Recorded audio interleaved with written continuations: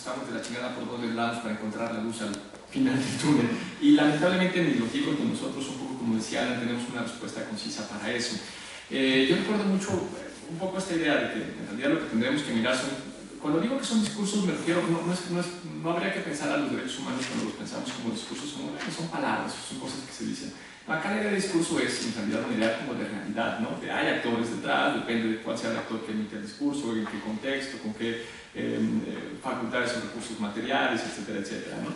Entonces, bajo esa lógica, por ejemplo, yo pienso el 2014, para pensar la lógica actual en México, ¿no? El 2014 es una de esas coyunturas en la que me parece que el movimiento de derechos humanos en general hizo casi todo bien. Es decir, tienes un caso que es bueno, que además se recupera porque es un caso, el de Ayotzinapa obviamente me refiero, que tiene cimientos sociales muy fuertes de movilización de los propios chicos organizados en las normales rurales, acompañados por la Coordinadora Nacional de Trabajadores de la Educación, que además también rápido tiene el acompañamiento de varias ONGs de derechos humanos que generan empatía social, arman un buen caso, pero ese caso no nada más es justamente un buen caso jurídicamente hablando, sino que además en esta empatía social genera fuertes movilizaciones. Yo me acuerdo de las movilizaciones del 2014, septiembre, octubre, noviembre, eran movilizaciones que nos permitieron pensar que se hacía evidente la crisis estatal en la que estábamos, ¿no? Y entonces uno espera cuál es la reacción del gobierno frente a esa crisis estatal que se está evidenciando.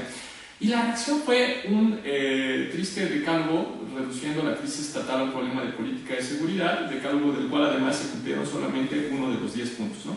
Y cuando digo se cumplieron uno de los 10 puntos, es decir, uno de los puntos era poner el 911, y ese no lo hicieron, por ejemplo. Digo, ese es el nivel de simulación, ¿no?, que había en el decálogo, en el no reconocimiento de la crisis estatal, cuando estaba, parecía un poco en la lona, o si no en la lona, por lo menos tras las cuerdas del Estado.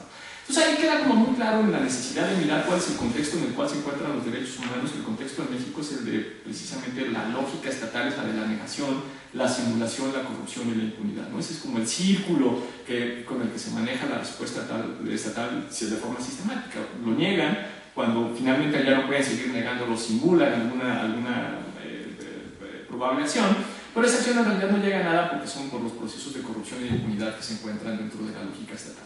Pues más bien la pregunta que tendríamos que hacernos, al menos es la que yo me estoy haciendo ahora, sobre esto y he escrito algunas cosas, es cómo rompemos ese círculo de negación, simulación, corrupción e impunidad, que es lo que nos acompaña desde los procesos de transición a la democracia que tuvo en general la tercera ola democrática, en particular en México. De ahí voy a una de las preguntas que hacía Álvaro: ¿cómo hacemos para sacarnos de encima esta idea de que los derechos humanos sirven únicamente para defender criminales? Los derechos humanos, como decía hace un rato, lamentablemente no son sexys, ¿no? Pero lo que sí podemos hacer es articularlo con otros conceptos que son un poco más sexys. Y uno de esos conceptos que hoy es un poco más sexy, yo creo que además se va a poner todavía mucho más rumbo a las elecciones del 2018, es precisamente el de corrupción. No el de impunidad, precisamente, pero sí el de corrupción. Entonces, si logramos armar una estrategia política que vincule corrupción con violaciones graves a derechos humanos y que en ese sentido sirva para romper, por lo menos de alguna manera, este círculo de negación, simulación, corrupción e impunidad, vamos a tener probablemente ahí por lo menos un tiro para poder hacer algo. Ese tiro obviamente va a necesitar una estrategia política pensada desde órganos autónomos independientes desde arriba y con el acompañamiento desde abajo, ¿no? Un modelo muy parecido al CICIG en Guatemala es algo que podríamos estar mirando, ¿no? Es algo que creo yo podría más o menos funcionar. Pero obviamente se trata de eso, se trata de mirar como marcos o estructuras de oportunidad, de coyunturas, de recursos políticos, de por dónde entramos y cómo lo rompemos. Claramente en el caso de México no está siendo nada sencillo romper por lo menos esa lógica construida por la negación, simulación, corrupción e impunidad. Que los derechos humanos sean un concepto vacío, yo te diría que sí, son un significante vacío, te diría que no te hagas mucho lío con eso, porque los derechos humanos, como casi cualquier otro concepto político, son todos significantes vacíos: democracia, Estado, ¿no? Y la política misma son significantes vacíos. Entonces, más que intentar llenarnos ahí la discusión un poco, como te decía Ariane, es por dónde lo vemos. Entonces, desde la parte más jurídica, por ejemplo, la forma en que no se trata de llenar el vacío ese significante, sino de guiarlo, la parte jurídica está como muy clara, ¿no? Viene acompañado de conceptos como efecto útil, como progresividad, como interpretación conforme al principio pro persona, que te dicen: a ver, si tú haces una sentencia regresiva, allá no es una sentencia de derechos humanos, todo lo contrario, allá en el sentido contrario. En el caso de, para pensarlo desde una lógica más política, lo que hay más bien es esta discusión sobre cuáles son los verdaderos y los falsos discursos de derechos humanos, pero ahí está bastante complicado. En ese casi no lo metería, ¿no?